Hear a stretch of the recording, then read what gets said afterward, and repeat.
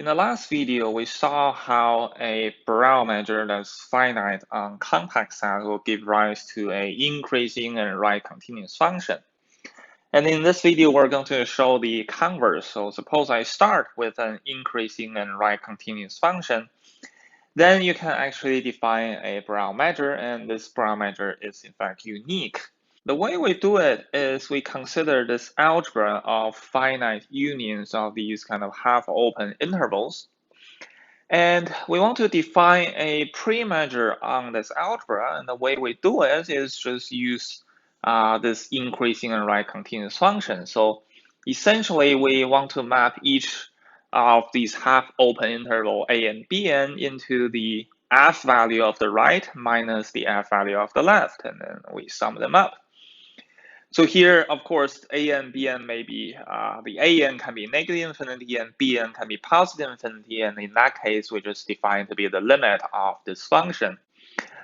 So one of the key lemma we need is to show that this function is in fact a pre-measure. So this is a really technical lemma. So if you want to go through the proof of this lemma, is surprisingly technical and difficult. So I don't think I will go through the entire proof at all. The proof is rather technical, and if you really want to look at it, you can read Ken's course note. I'm just going to outline some of the key facts in the proof. So the first step is to prove that this mu f is indeed well defined. Well, this is not too bad, because the only thing may happen is that you have some kind of half-open interval defined in two ways as a disjoint union of some open intervals, and you can use some telescoping series and to show it's well defined. And the hard part is really to show that the mu f is a pre-measure. So in other words, the mu f will satisfy this additivity on disjoint sets. So if you have these an greater than or equal to 1, then it's going to be equals to this summation of mu f of an, okay, where an are disjoint and they're from the algebra. So this is the the harder half of the proof. And so from your assignment, in fact, you only need to show one thing. You only need to show the less than equals to. This mu f you can check is finite additive pretty easily. The only problem is to show is actually countable additive for these disjoint sets. And it all boils down to this one claim that you need to show is that if you have a half-open interval AB, which is a union of these ANs, or let's maybe don't write AN, but just write it as a bunch of half-open interval AN and BN. So here, A and BN are disjoint. Then it all goes down to showing that the mu of AB, so or mu f of AB, which by definition is just B minus f of A, you really need to show that this is less than or equal to or equals to, the harder part is the less than or equal to the summation of mu of each of these smaller intervals, an and bn, okay?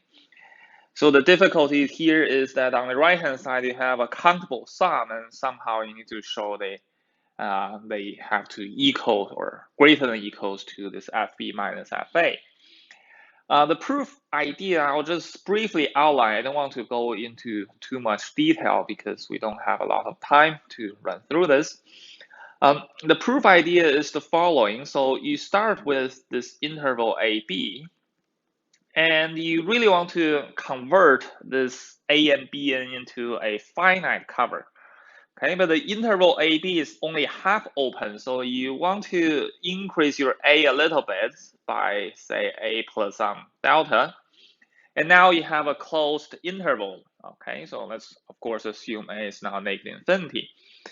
So in this case, you have some kind of closed interval, which is compact, and each, the compact, by definition, every open cover has a finite subcover, so that's the way to convert this countable cover, these A and Bn, into a finite cover. But A and Bn is not open. The Bn is only a closed interval. So for each of these A and Bn, this closed interval, you want to extend the B a little bit to make it open. So you want to make it to AN and BN plus some really small delta. So let's say maybe delta, but you make it really small. Let's say delta N, okay? So now you have an open cover. So the union of this will cover your compact interval A plus delta and B, okay? And from there, you get a subcover, finite subcover. And when you have a finite subcover, the summation of the right-hand side, these summation becomes a lot easier to write because you are only dealing with a finite summation. It's easier to work with.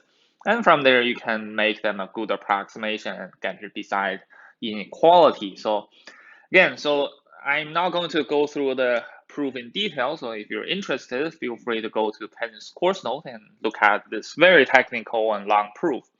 Can also prove the other direction, the greater than equal to direction, but you can it really follows from your assignment. Okay, so the harder part is the less than equal, this direction.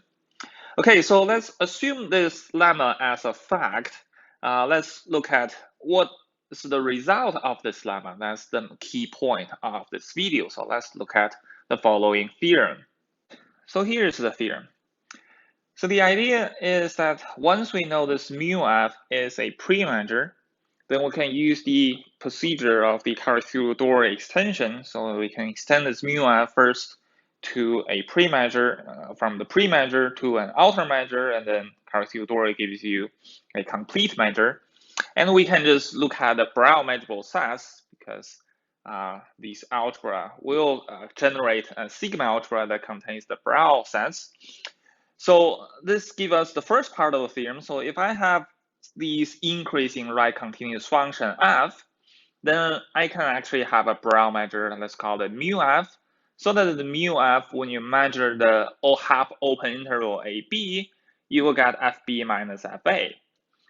And because this mu f is going to be sigma finite, so it measures a compact set to some finite value, so you will know that by the Carathéodory again, because it's sigma finite, this extension is unique on the complete measure, or if you restrict to the Brown measure, only the Brown sigma algebra is also unique. Okay, so the first part of the theorem basically says this increasing and right continuous function determines a unique Brown measure that measures in the way that this f measures the set.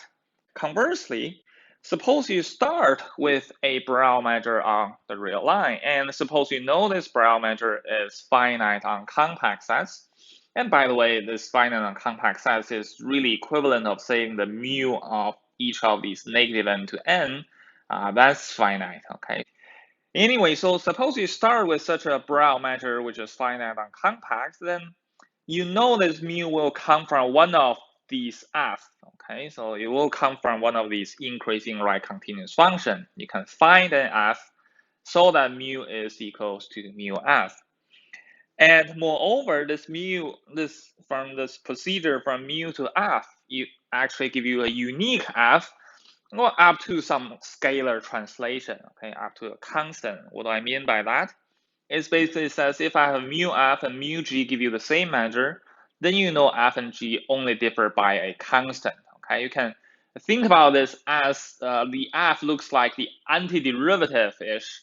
Okay, so the antiderivative is kind of unique, but up to a constant translation. Okay. So the proof of this theorem is fairly simple. The one is really follows from the lemma because, well, I guess I used mu f as the notation for the pre-measure. But when let's abuse our notation, you extend the mu f from the pre-measure to the Carathéodory extension and to the Brown measure. So it really follows from the lemma. All right, so the converse is also fairly simple. The identification from such a mu to f, we already saw it in the previous video. We saw how to construct this f.